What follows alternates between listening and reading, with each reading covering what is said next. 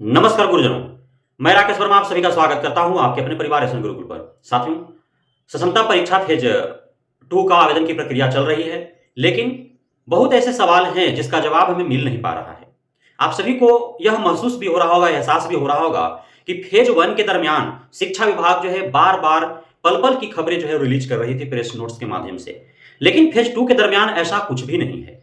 Phase 1 के दरमियान हर समय आंकड़े दिए जा रहे थे कि अब तक कितने आवेदन हुए, कितने वेरीफाइड हुए, कितने पेंडिंग है, कितनों का एडमिट कार्ड जारी हो चुका है ना? उसके साथ-साथ जो है प्रक्रिया जो ही चल रही थी, एकदम अंतिम समय में था, उसी समय पता चल गए थे कि परीक्षा कब से होंगे, कितने चरण में होंगे, कब-कब होंगे, कहाँ होंगे। तो ये सारे जानकारियाँ प्रदान जो है वो हो रहे थे, शिक्षा विभाग के द्वारा, बिहार बोर्ड के द्वारा। लेकिन फेज 2 के दरमियान कई ऐसे सवाल हैं जिसका जवाब जो है ढूँढ पा रहे हैं आप, लेकिन आपको मिल नहीं रहा है। तो आप बन रहिएगा इस वीडियो में अंत तक, हम बताएँगे हर सवालों का जवाब। जैसे आपका सवाल होगा कि सक्षमता परीक्षा फेज 2 में आवेदन कितने हुए? सक्षमता परीक्षा फेज 2 में फेज 1 के अपेक्षा कम हुए आवेदन या ज़्यादा हुए?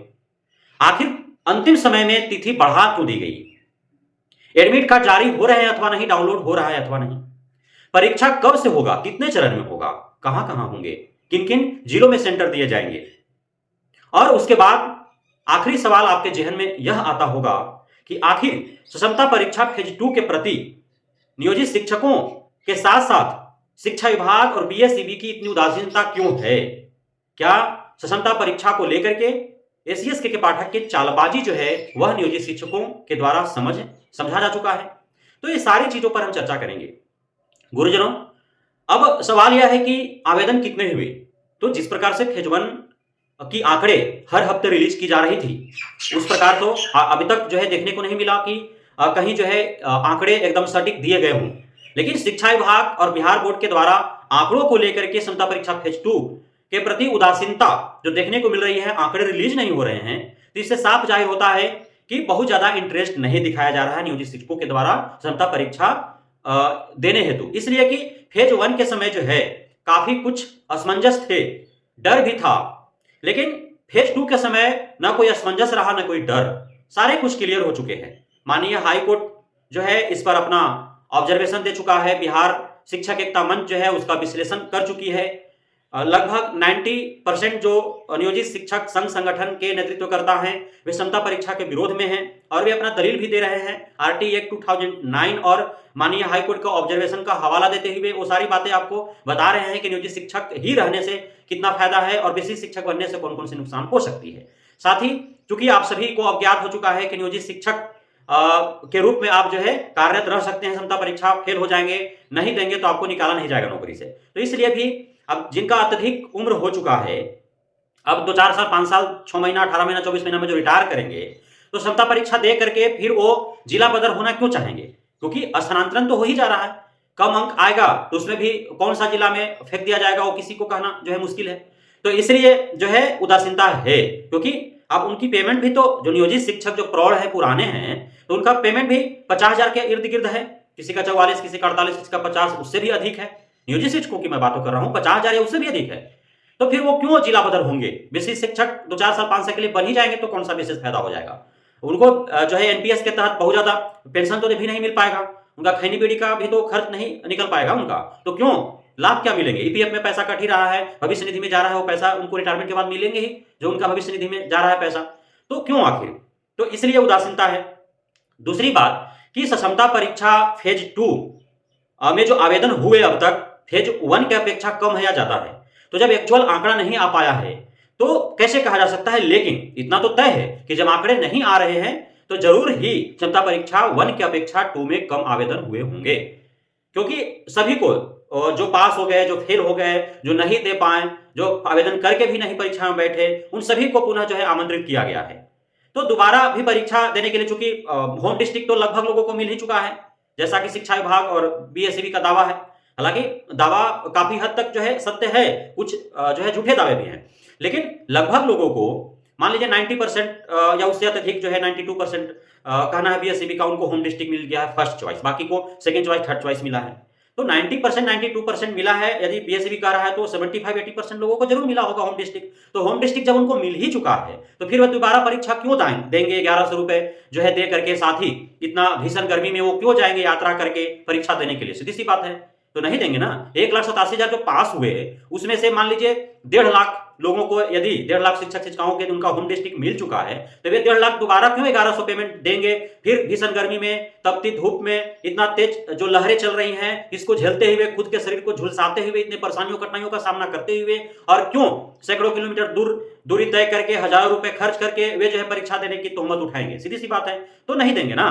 बाकी जो है फेज 1 में जिन्होंने परीक्षा को बहिष्कृत की नजर से देखा, कोई एडमिट कार्ड फाड़ा, कोई प्रतियां जलाया, परीक्षा नहीं देने गए, तो वे ऑलरेडी अपने उस ये पर कायम है कि वे परीक्षा फेज 1 नहीं दिए तो फेज 2 में भी नहीं देंगे।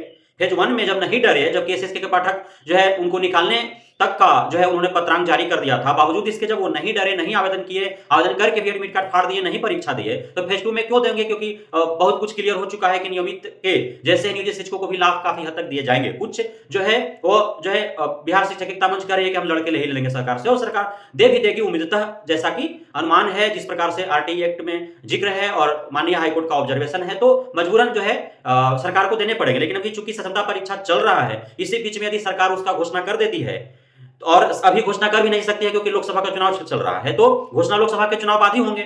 लेकिन साथ ही क्षमता परीक्षा चल रहा है, इसी दरमियान यदि घोषणा हो जाती है तो क्षमता परीक्षा के प्रति और उदासीन हो जाएंगे लोग, इसलिए नहीं घोषणा हो रही है। नहीं तो यदि सरकार घोषणा कर दे कि जो जो नियमितों को दिया जा रहा है, सभी नियोजितों को दिया जाना है, तो वो दिए जा रहे हैं, दिए जाएंगे। तो इस प्रकार की घोषणा यदि आ जाती है तो क्षमता परीक्षा कौन देगा? वाला नहीं देगा। तो एक कारण है, तो इसलिए उदासीनता तो है। क्षमता परीक्षा फेज 1 की अपेक्षा फेज 2 में आवेदन जो है कम आने के प्रति ये मूल कारण है। अब है कि एडमिट कार्ड जो है जारी हो पाया कि नहीं, डाउनलोड हो रहा है कि नहीं। तो अब तक तो किसी को सुने नहीं, कहीं पे देखा नहीं कि एडमिट कार्ड किसी ने डाउनलोड किया, जारी हुआ, क्योंकि आवेदन होंगे, आवेदन जाएंगे डीपीओ के पास, वो सत्यापित करेगा, उसके बाद वो वेरीफाइड करके फिर बीएसटीपी को फॉरवर्ड करेगा, उसके बाद वहां से एडमिट कार्ड जारी होंगे ना। तो आवेदन के प्रति ही उदासीनता है, लोगों को आवेदन हो ही नहीं रहे हैं। तो इसलिए एडमिट कार्ड भी जो है जारी भी यदि बीएसटीपी कर देता है तो डाउनलोड भी लोग करने में थोड़ा सा तत्परता नहीं दिखा रहे हैं, क्योंकि वो आवेदन कर चुके हैं, आजू बाजू वाला आवेदन नहीं किया है। तो काफी कुछ निर्भर करता है। अब जो है कि जो क्षमता परीक्षा होने हैं वह कब से प्रारंभ होंगे और कितने चरण में होंगे? तो जो अनुमानित तिथि तय की गई है वो तो 10 तारीख से की गई है कि 10 मई से जो है वो परीक्षा होने हैं। लेकिन 6 मई तक जो है वो डेट बढ़ा दी, 4 मई तक पहले था, 26 अप्रैल से 4 मई तक, फिर 2 दिन बढ़ाया गया, क्योंकि एक 9वीं 10वीं में जो है एक वैकल्पिक विषय के रूप में वाणिज्य को जोड़ दिया गया, तो उसका आवेदन भी लोगों को करना था। हालांकि वो एक बहाना है, आवेदन कम गिर रहे हैं इसलिए तिथि बढ़ाई गई है। हो सकता है कि उसके बाद भी तिथि और विस्तारित कर दी जाए, लेकिन 6 मई तक अभी अंतिम तिथि तय की गई है। उसके बाद 10 मई से कहा जा रहा है कि परीक्षा हो जाएंगे। तो अब परीक्षा 10 मई से हो ही पाएंगे यह कहना मुश्किल है, क्योंकि वह अनुमानित तिथि है। 10 मई से यदि प्रारंभ होते हैं तो किस किस तिथि को जो है वो क्षमता परीक्षा होगा, है ना, कितने चरण में होगा, कहां होंगे, यह सब अभी क्लियर नहीं है। यह क्लियर तभी हो पाएगा ना जब आंकड़ा शिक्षा विभाग के पास फाइनली चल जाएगा कि आखिर कितने नियोजित शिक्षक शिक्षिकाएं जो क्षमता परीक्षा फेज 2 हेतु जो है वो अपना आकर्षण दिखा रहे हैं, वो इंटरेस्ट अपना दिखा रहे हैं। तो उस संख्या के अनुसार कई चरणों में लेना है वो तय होगा, और किन किन जिलों में के किन किन शहरों में सेंटर देने हैं यह तय होगा। तो अभी जो है ये सभी अंधकार में है। अब है कि क्षमता परीक्षा फेज 2 के प्रति उदासीनता क्यों है, इसका जवाब मैं ऑलरेडी दे चुका हूं कि क्षमता परीक्षा फेज 1 की अपेक्षा फेज 2 में क्यों कम आवेदन गिर रहे हैं। तो उदासीनता का सबसे प्रमुख कारण है कि भीषण गर्मी है, और इस भीषण गर्मी में कोई बाहर निकल करके जो है इस तपती धूप में जो तेज गर्म हवा चल रही है, तो इसमें खुद को झुलसाना नहीं चाह रहे हैं, इतना कठिनाई परेशानी का सामना नहीं कर पा रहे हैं, क्योंकि उनको पता है कि इसके बाद तो फिर क्षमता परीक्षा होगा ही। साथ ही अब काउंसलिंग एक साथ कराने की जो बात आ गई, उससे भी लोगों के बीच जो है उदासीनता बढ़ा कि जब एक ही साथ काउंसलिंग होने हैं तो क्यों इतना गर्मी में जो है हम झेले इस चीज को, क्योंकि क्षमता परीक्षा फेज 3 जब होगा उस समय मौसम नॉर्मल हो जाएंगे, तो उस समय लोग दे देंगे, है ना। तो इसलिए जो है ये उदासीनता है। साथ ही 2 कारण हमने बताया, भीषण गर्मी, दूसरा जो है काउंसलिंग एक साथ होना, तीसरा जो है स्थानांतरण के कारण भी जो प्रौढ़ शिक्षक हैं, पुराने शिक्षक हैं, वो क्षमता परीक्षा नहीं देना चाहते हैं। और जो हाईकोर्ट और आरटीई एक्ट के हवाले से जो खबरें निकल करके आई कि क्षमता परीक्षा पास करने के बाद जो विशिष्ट शिक्षक बनेंगे उन्हें नियोजित शिक्षकों की अपेक्षा कुछ नुकसान झेलना पड़ेगा जो है, तो ये सारी बातें जो सामने आई, तो इसके वजह से जो है उदासीनता देखने को मिल रहा है। अब जो है कि नियोजित शिक्षकों को एसीएस के पाठक की जो चालबाजी है क्षमता परीक्षा के आड़ में, जो उनका जो नियोजित शिक्षकों को जो एक सजा देने की जो एक मंशा है, विशिष्ट शिक्षक के बहाने जो है जब नियोजित शिक्षकों के हक और अधिकार को जो मारने की उनके अंदर जो एक गलत मंशा है, उसको जो है समझ चुके हैं नियोजित शिक्षक। क्योंकि मैंने आपको बताया कि ईपीएफ से अकाउंट जो है ट्रांसफर हो जाएगा विशिष्ट शिक्षक बनते ही आपका एनपीएस में। एनपीएस के बारे में मैंने पूरा डिटेल्स बताया था कि क्या क्या खामियां हैं। एनपीएस का विरोध हो ही रहा है हर स्तर से, और कितने आपको पेंशन मिल पाएंगे। तो एक विशिष्ट शिक्षक और राज्यकर्मी का दर्जा प्राप्त करने का एकमात्र लाभ जो है आगे चल करके रिटायरमेंट और जो है आपका पेंशन की बात है।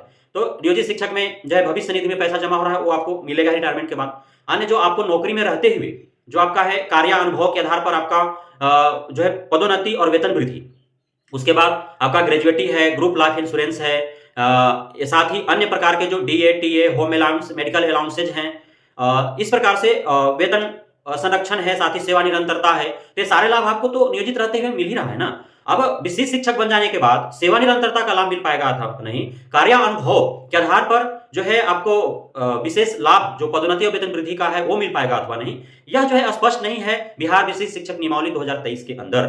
तो इस वजह से भी काफी उदासीनता है। जो समझ गए हैं इन सारी बातों को वे नहीं भर रहे हैं, वो आराम से कान में तेल डाल करके पड़े हुए हैं, नियोजित ही रहेंगे तो क्या दिक्कत है। स्थानांतरण को लेकर के भी काफी कुछ जो है कि नंबर कम आ जाएंगे फिर जहां तहां भेज देगा। तो ऐसे बाध्यता है नहीं कि क्षमता परीक्षा आप दे दे और कहीं डिस्ट्रिक्ट अलॉट हो गए तो आप जाकर वहां काउंसलिंग कराना ही है, योगदान लेना ही है, विशिष्ट शिक्षक बनना ही है परीक्षा देने के बाद, ऐसी बाध्यता नहीं है। लेकिन क्यों खर्च, जब वो अपने आप में कॉन्फिडेंस में नहीं है, नहीं जाना चाहते हैं, सबसे बड़ी बात यह है, तो क्यों वो 1100 रुपए शुल्क देकर के परीक्षा देंगे, फिर 1000 रुपए खर्च करके सैकड़ों किलोमीटर दूरी की तय करके इतना भीषण गर्मी में कठिनाइयों परेशानियों का सामना करके वो परीक्षा देने जाएंगे, क्यों आखिर? तो नियोजित शिक्षक के तौर पर ही रहेंगे और कुछ दिन ही शेष बचे हुए उनके नौकरी का, तो उसी प्रकार से गुजार देंगे। क्योंकि बहुत सारे नियोजित शिक्षक शिक्षिकाएं हैं जो प्रौढ़ हैं, जो बुजुर्ग हैं, उनके बच्चे भी कहीं ना कहीं सेटल हो चुके हैं। तो अब बहुत ज्यादा जो है बच्चों की तरफ से भी प्रेशर है कि विशेष जो है इसके चक्कर में पढ़ना ही है, जब तक है तब तक आप कीजिए, अन्यथा छोड़ भी दीजिए। तो बहुत ऐसे शिक्षक हैं।